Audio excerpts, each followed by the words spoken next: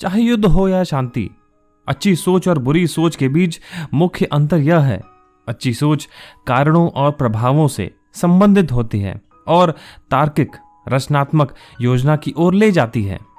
वहीं बुरी सोच अक्सर तनाव और घबराहट का कारण बनती है। उसी तनाव से बचाने के लिए मैं उज्जवल वत्स आज आपको सुनाने जा रहा हूं how to stop worrying and start living book की समरी, जिसे लिखा है डेल कार्नेगी ने। वो इस बुक में हमें बताती हैं कि कैसे चिंता छोड़ें और जीना शुरू करें। यह इस प्रकार होता है, जब लोग चिंता से लड़ने की कोशिश करते हैं तो वो अक्सर अपनी चिंता के सोर्स को खत्म करने की कोशिश करते हैं। सिद्धांत रूप में यह बहुत मायने रखता है, लेकिन वास्तव में अक्सर जिन चीजों के बारे में हम सबसे अधिक चिंता करते हैं वह वे चीज होती हैं जिन्हें हम खत्म नहीं कर सकते। जैसे, क्या मैं अपने काम में काफी अच्छा हूं? क्या मेरा बेटा ठीक होगा? क्या हम अगले महीने का किराया दे सकते हैं? कुछ इन्हीं प्रश्नों पर डेल कार्नेगी सुझाव देती हैं कि हम इसके बजाय अपनी मानसिक दृष्टिकोण यानी माइंडसेट को बदलकर चिंता और चिंतन से लड़ने की कोशिश करें। यह बुक 8 पार्ट में डिवाइडेड है, तो चलिए एक एक पार्ट को बारी बारी से सुनते हैं और अपने जीवन में से उतार के कुछ सफल बनते हैं। Part 1, fundamental factor you should know about worrying. डरावने विचार चीजों को खतरनाक और डरावना बना सकते हैं, जबकि जॉयफुल विचार हमारे जीवन को आनंद और खुशी से भरने में मदद करते हैं। इसलिए गुस्से या बदले के विचार पर ध्यान केंद्रित करने के बजाय वह सुझाव देते हैं कि आप अपना समय खुश आशावादी चीजों पर ध्यान केंद्रित करने में व्यतीत करें। इसका मतलब इनकार या अज्ञानता में जीना नहीं है। इसका सीधा सा मतलब है कि चिंताओं को इस तरह से संबोधित करना सीखना होगा जिससे वह बदतर ना हो। वास्तव में सकारात्मक मानसिकता यानी पॉजिटिव माइंडसेट के साथ जब चिंता आपके सामने आएगी तो आप अच्छी तरह से तैयार होंगे उसे टैकल करने के लिए। पास्ट या फ्यूचर की चिंता करना व्यर्थ है। नियम सरल है, पास्ट में जो कुछ हुआ है या फ्यूचर में जो हो सकता है उसमें आज हस्तक्षेप नहीं करना चाहिए। बेशक आज अभी भी भविष्य के लिए योजना बना सकते हैं और तैयारी कर सकते हैं, लेकिन इसके बारे में चिंता करने से अक्सर कोई फायदा नहीं होता है। सबसे अच्छी तैयारी इस प्रेजेंट मोमेंट में जीवन और कार्य में अपना सर्वश्रेष्ठ करने में है। Part 2, basic techniques in analysing worry. Problem analyse के लिए 3 बेस्ट स्टेप बताए गए हैं। Step 1, get the facts. सभी फैक्ट्स के बिना हम केवल कंफ्यूजन में रह सकते हैं और कंफ्यूजन चिंता का मुख्य कारण है। कार्नेगी सुझाव देते हैं कि आप सभी फैक्ट्स को कागज के एक टुकड़े पर लिखें और उन्हें स्पष्ट और वास्तविक तरीके से बताएं, क्योंकि एक समस्या जब अच्छी तरह से बता दी जाती है तभी वह आधी हल हो जाती है।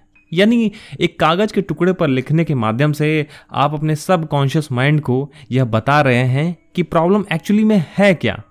Step 2, analyse the facts. यानी फैक्ट्स को एनालाइज करना कि एक्चुअली में वो है क्या। यानी अपने सभी विकल्पों की एक सूची बनाएं। तथ्यों का विश्लेषण करते समय कार्नेगी का सुझाव है कि आप दिखावा करें कि आप किसी अन्य व्यक्ति के लिए जानकारी की समीक्षा कर रहे हैं। इससे आपको निष्पक्ष दृष्टिकोण अपनाने में मदद मिलेगी। Step 3, arrive at decision. और फिर उस निर्णय पर कार्य करें। अपने समाधान को पूरा करने में व्यस्त हो जाइए और परिणाम के बारे में सभी चिंताओं को खारिज कर दीजिए। संकोच करने, पुनर्विचार करने या अपने कदम पीछे हटाने के लिए एक पल के लिए भी ना रुकें। एक बार जब आपने कार्रवाई का एक तरीका चुन लिया तो उस पर कायम रहें, अन्यथा आप स्वयं को वापस पहले स्थिति में ही पाएंगे।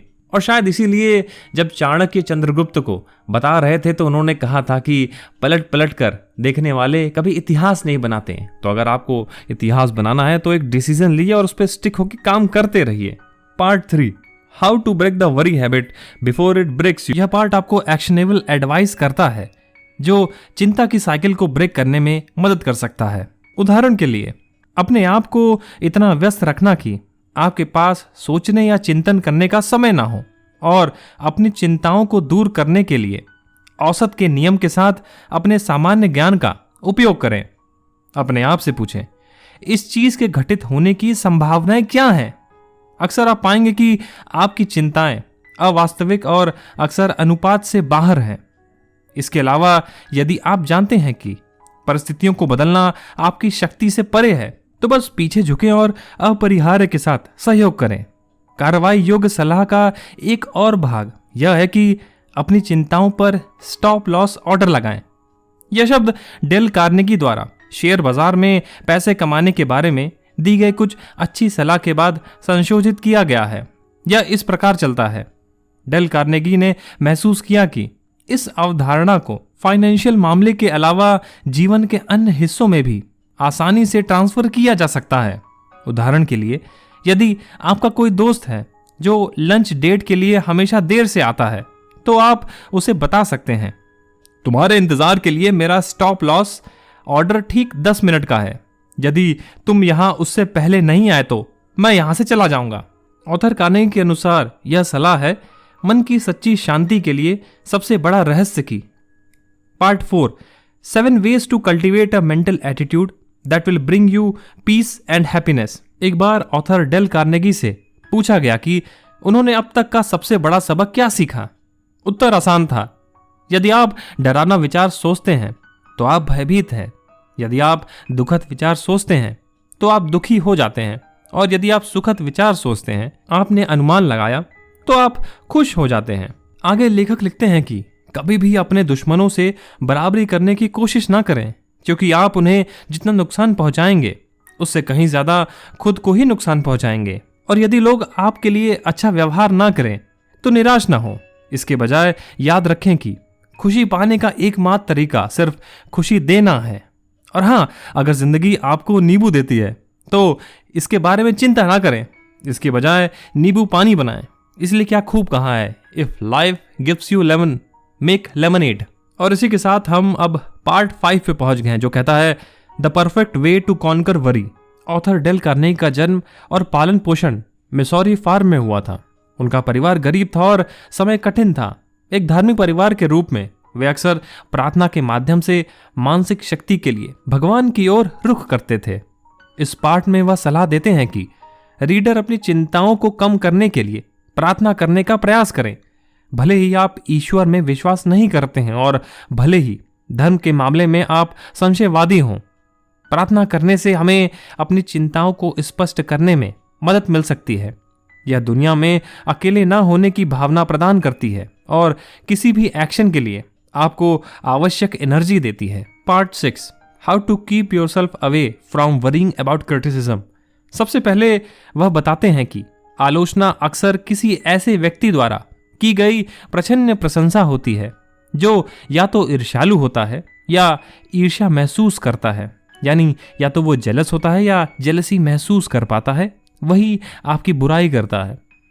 फिर वह हमें याद दिलाता है कि हम हमेशा अपना सर्वश्रेष्ठ करें और यह जानकर कि हमने ऐसा किया है, हम इस पर ध्यान दिए बिना सभी आलोचनाओं को हवा दे सकते हैं। रचनात्मक आलोचना से आपको आगे बढ़ने में मदद मिलेगी। आपके लाइफ में भी कभी न कभी ऐसे क्षण जरूर आया होगा जब आपको किसी न किसी बात के लिए क्रिटिसाइज किया हो और उस समय आपको बहुत बुरा लगा हो, जिससे आपने खुद को साबित करने की ठान ली और अंत में आप सफल हुए। तब वो आलोचना आपको खुशी देगी कि ठीक हुआ, जिससे आज मैं सफल हो पाया। Part 7, 6 ways to prevent fatigue and worry and keep your energy and spirits high। यह पाठ थकान रोकने की शक्ति पर जोर देता है। लेखक कहते हैं कि मैं चिंता को रोकने वाली किताब में थकान को रोकने का एक अध्याय क्यों लिख रहा हूं। यह सरल है क्योंकि थकान अक्सर चिंता पैदा करती है या कम से कम यह आपको चिंता के प्रति संवेदनशील बनाती है। यहां रीडर के लिए उनकी सलाह दी गई है, थकने से पहले आराम करें, काम पर और घर पर आराम करना सीखें, अच्छी कामकाजी आदतें लागू करें और सबसे महत्वपूर्ण कार्य पहले करें। अपने काम में उत्साह डालें और अंत में याद रखें कि अनिद्रा के बारे में चिंता करना आपको वास्तव में अनिद्रा से कहीं अधिक नुकसान पहुंचाएगा। Part 8, how I conquer worry, 31 true stories. इस भाग को हम संक्षेप में नहीं छोड़ेंगे, सिवाय यह बताने के कि यदि आप किताब खरीदते हैं तो पुस्तक 31 सच्ची और प्रेरक कहानियों के साथ समाप्त होती है कि कैसे वास्तविक दुनिया यानी रियल लाइफ में लोगों ने अपनी चिंता की आदतों पर विजय प्राप्त की। चिंता करने से हमारी शारीरिक और मानसिक स्वास्थ्य पर गंभीर प्रभाव पड़ सकता है। चिंता कैसे रोकें और जीना शुरू करें में डेल कार्नेगी हमें अपनी चिंता पर डटकर सामना करने के लिए प्रोत्साहित करते हैं। वह रणनीतियों की एक श्रृंखला प्रस्तुत करता है जो हमें बिल्कुल वैसे ही करने में मदद कर सकती है। एक मजबूत और सकारात्मक मानसिक दृष्टिकोण का पोषण करें। आप अपनी चिंता से लड़ सकते हैं और एक अनिश्चित दुनिया में आगे बढ़ने और हर दिन को पूरी तरह से जीने का साहस पा सकते हैं, यानी हर दिन को अच्छे से पूरी तरह से जिए। तो कैसी लगी आपको ये समरी? कमेंट बॉक्स में करके जरूर बताएं और ऐसी ही मोटिवेशनल समरीज आपके लिए लाते रहूंगा, जो हमारा काम बहुत इजी कर देता है कि पूरी बुक पढ़ने की बजाय उसका जो क्रक्स है वो आपके सामने इजीली प्रस्तुत कर देता है। और आप इसको अपने जीवन में अगर उतार पाते हैं तो आप अपने आप को एक अलग बदलाव के मोड में पाएंगे। बाकी ऐसी और स्टोरीज को सुनने के लिए सुनते रहें, सुनाते रहें स्टोरी इन बॉक्स।